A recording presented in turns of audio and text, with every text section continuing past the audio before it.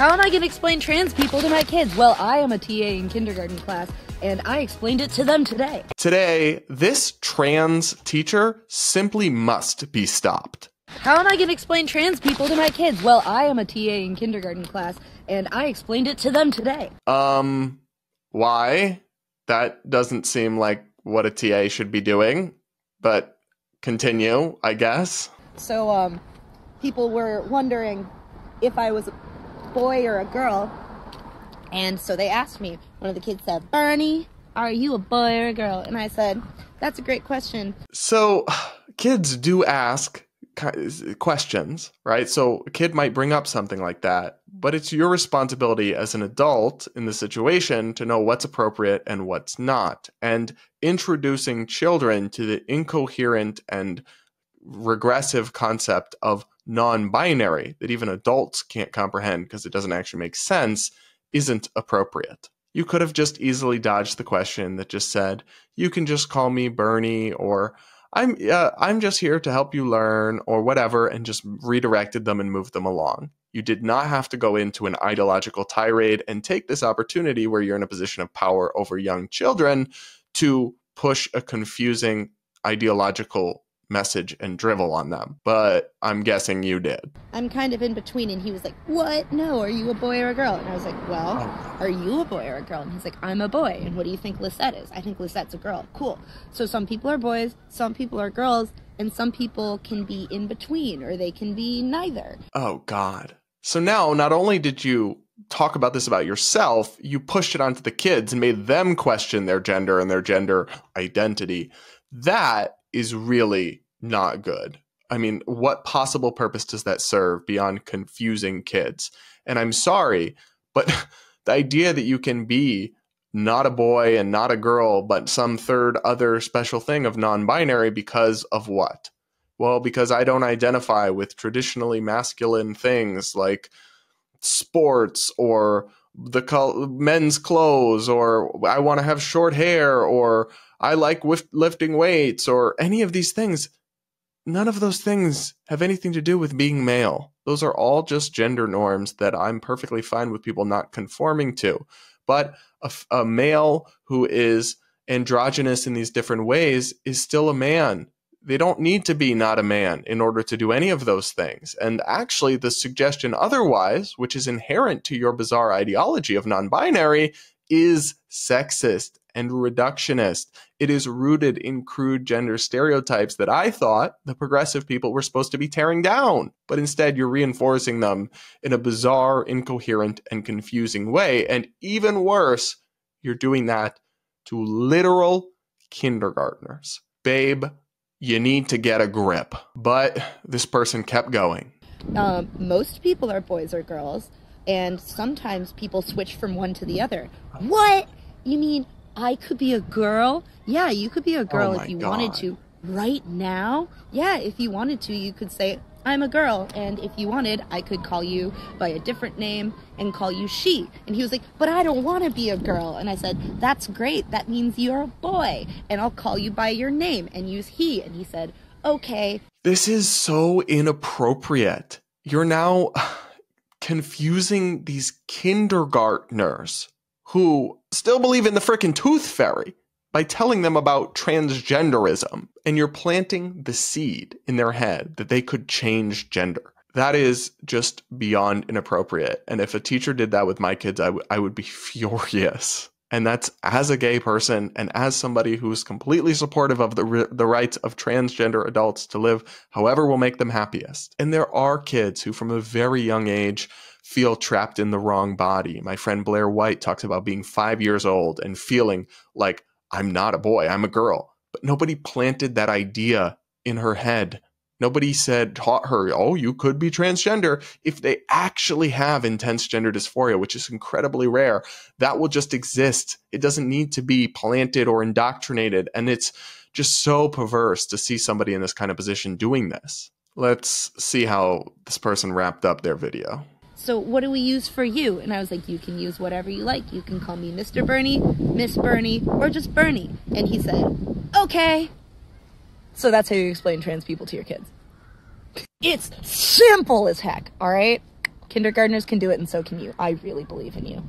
I love you. Have a good weekend. So, yikes. Just yikes. I mean, everything about this video is just really off-putting. The tone, the condescension, the acting like we're...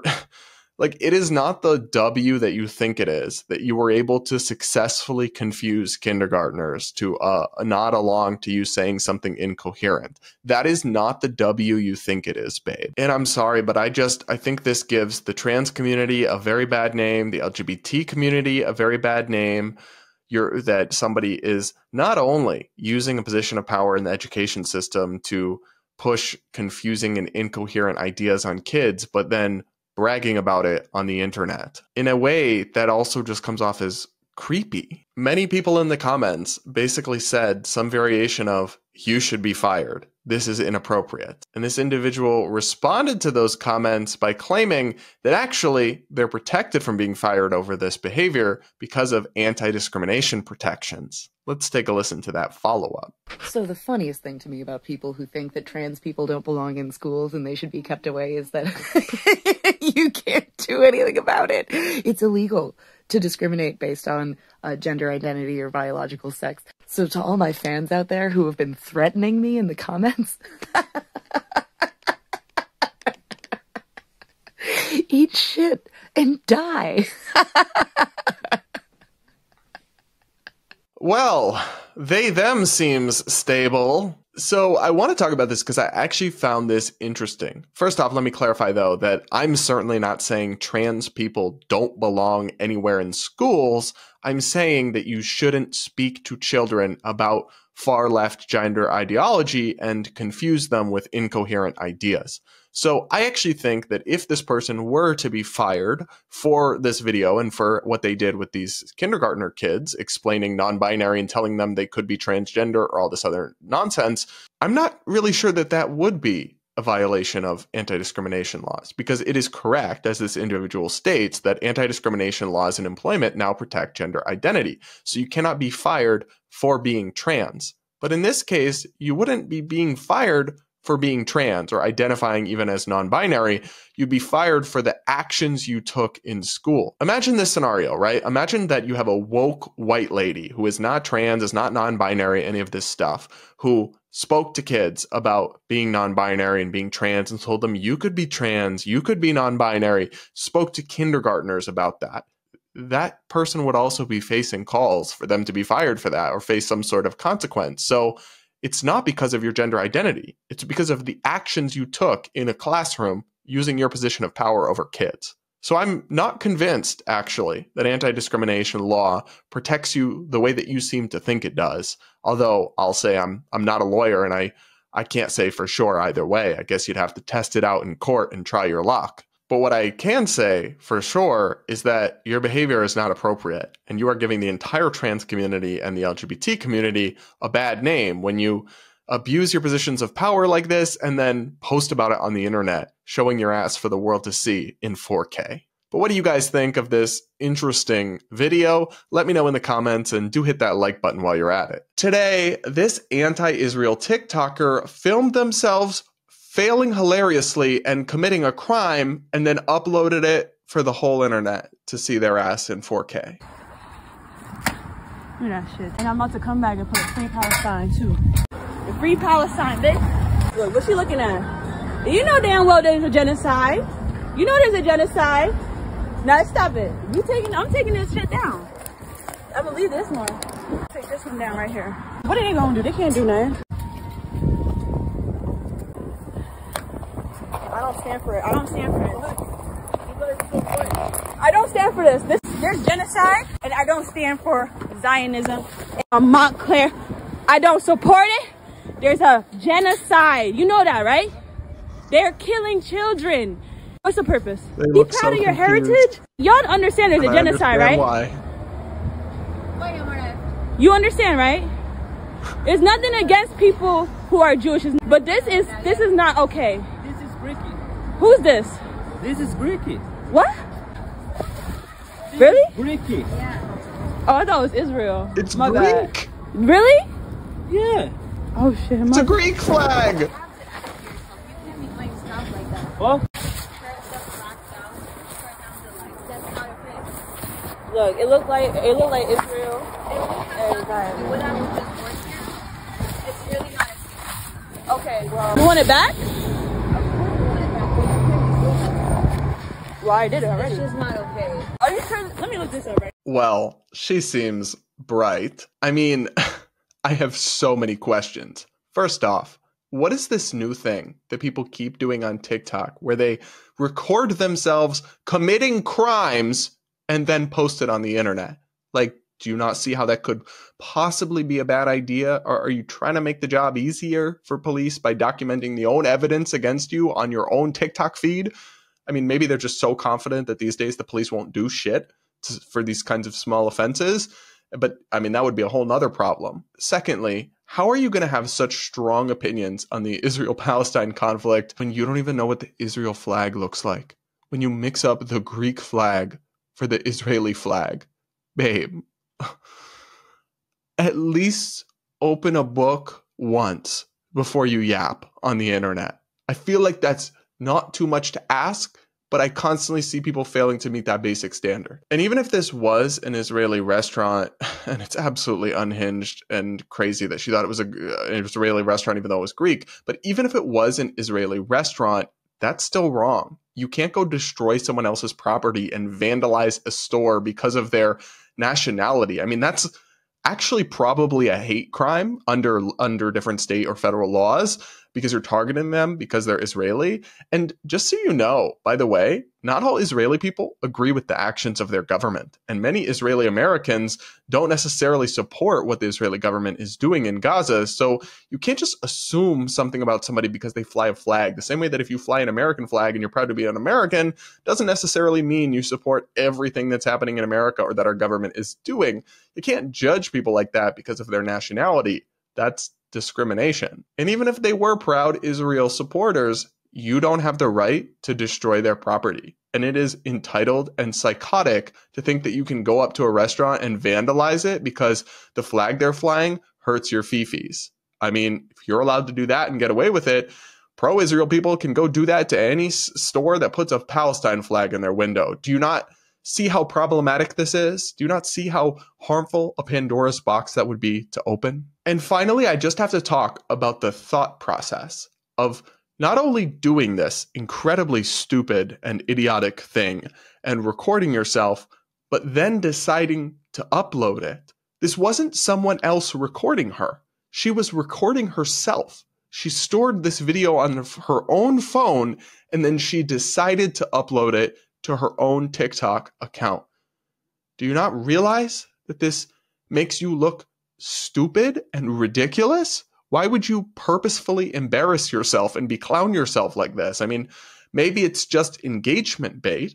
Maybe she's decided that making a couple hundred or maybe $1,000 off of viral TikTok is worth permanently going viral as a national embarrassment for looking like a clown in 4K. To me, the math there is not worth it, but I guess I can't relate to broke people's struggles. I just wanted to show you guys this video because to me, it sums up everything that's wrong with TikTok activism and the incentive structure of the modern internet. But let me know what you think in the comments below. I feel like regardless of how you feel about the conflict, you should be able to admit that this is wrong and silly, but do share your thoughts below. I do look forward to reading the comments. Today, this woke white lady is going to explain to us the tenets of white supremacy culture, and in doing so, she's going to be pretty darn racist, if you ask me. Let's take a listen. You know what? I am going to hold your hand when I say this. Come on. Come on. Oh. Just grab. All right. Is that nice? Kind of condescending way to start a video, but okay, I guess. If you find yourself to be defensive when someone confronts you with something, if you don't like having conflict with anyone, if you are always striving for perfection in yourself, if you always are labeling things as good or bad, or labeling people as good or bad, if you value logic over people's feelings when you're trying to make a decision, if you always feel like you need to be in a rush to do something, to do more, that way of living is toxic for you and for other people. And it comes from you. Uh-oh. Oh my. Big word. I know. Big word. She's saying okay. It's white supremacy culture. Now, you don't have to be white to have these behaviors. Our entire society is built off of these and loves these. Oh my God. She is actually, let's look at this list again, saying that the written word, objectivity, quantity over quality, individualism, defensiveness, and a sense of urgency are all characteristics of white supremacy culture. Babe, those are just personality traits. Some good, some not so good, some mixed bag that some people have and some people don't. And not all white people have them and some minorities do. Like, what you're talking about doesn't even make sense. My favorite one of all of these is the idea that if you're defensive when somebody confronts you with something, for example, accuses you of being racist, that therefore that is a trait associated with white supremacy culture, proving that you're racist. It is the definition of a catch-22. If you're accused of racism and you accept it, you're a racist. If you're accused of racism and you're defensive against it, it's also proof you're a racist. So there's literally no way any accusation of racism or bigotry can be ever refuted. It's a Kafkaesque mind trap.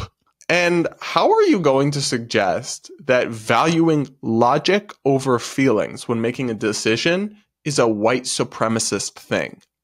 You realize you're implying that black people are illogical and consumed by emotion. That sounds kind of racist, babe. I don't know about y'all. Maybe I'm just a crazy bigot, but I was under the impression that people of all races and backgrounds can be logical or irrational. I guess I just haven't been educated enough in the tenets of white supremacy culture. Maybe that's my toxic individualism showing. There's a little bit more to this video that I guess was interesting. And this is not your fault.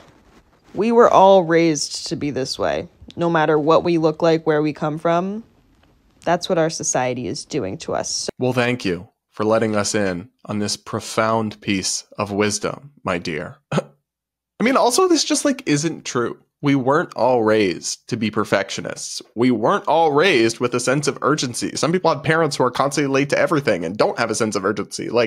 Sometimes these kinds of things seem to me like ideas so ridiculous and so far-fetched that only somebody with many advanced degrees and years of education could possibly believe them.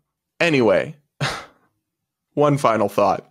I would love to see somebody go up to random black people on the street and say, did you know that being on time or wanting to be on time and having a sense of urgency is a trait of white supremacy culture? And then just ask them what they think of that. They'd be like, girl, you're racist. Why would you say that to me? I'm not late just because I'm black. How dare you?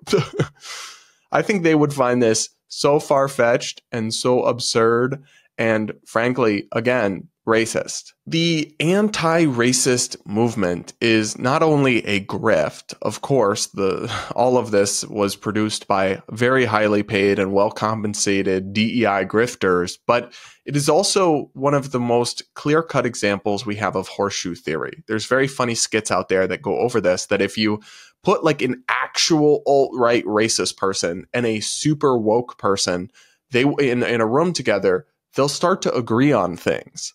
Yes, black and white people should be separated. One of them just calls it segregation, and one of them calls it affinity groups. Yes, skin color is more important than an individual's traits or merits. One, because some skin colors are worse than others, and the other because some skin colors have different marginalized backgrounds and histories. They're reaching similar points. And I guess maybe you could say that the woke side have better intentions, but regardless, they're still ending up in dangerous, deranged, and yes, racist places. It's sad to me that there's an audience for these videos and for these kinds of grifters and influencers. And frankly, I think if I had to guess, it's a lot of woke white women who feel guilty for somehow perpetuating a system they've been told is so horrific and terrible, and think that by enabling people like this to grift off of them, they're somehow working on themselves or making themselves better. But if you ask me, content like this is just making everything worse. What do you think? Let me know in the comments below, and do hit that like button to reward my suffering. Republicans want to require all women in this country to have at least one child. Oh, I'm gonna let you finish, but I feel like if that was actually the case, I would have heard about it and not from some random lady on TikTok. And how do we know this? Because the author of Project 2025, Kevin Roberts, writes in his new book, The Dawn's Early Light, that he doesn't believe that having a child should be a personal choice.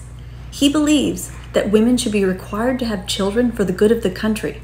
And J.D. Vance wrote the foreword for the book and a rave review. Oh, you mean the Project 2025 plan that Trump has repeatedly crapped all over and said he doesn't support. And you're just ignoring the fact that he released his own agenda that doesn't have any of the craziest parts of Project 2025 and absolutely does not have forcing women to all have one child. In fact, he's even taken a pretty moderate view on abortion and IVF and this other stuff in recent months, trying to make up the ground his party's lost on that issue. Now, for this book, first off, which is not by a Republican politician, it's by the head of a conservative think tank, and it's not like, even if the book did say what she says it says, it's not like that proves that that's what all Republicans support. It would just be what one prominent conservative intellectual thinks. It's not something most elected Republicans, or honestly, I struggle to think of one, would ever actually sign on to or support.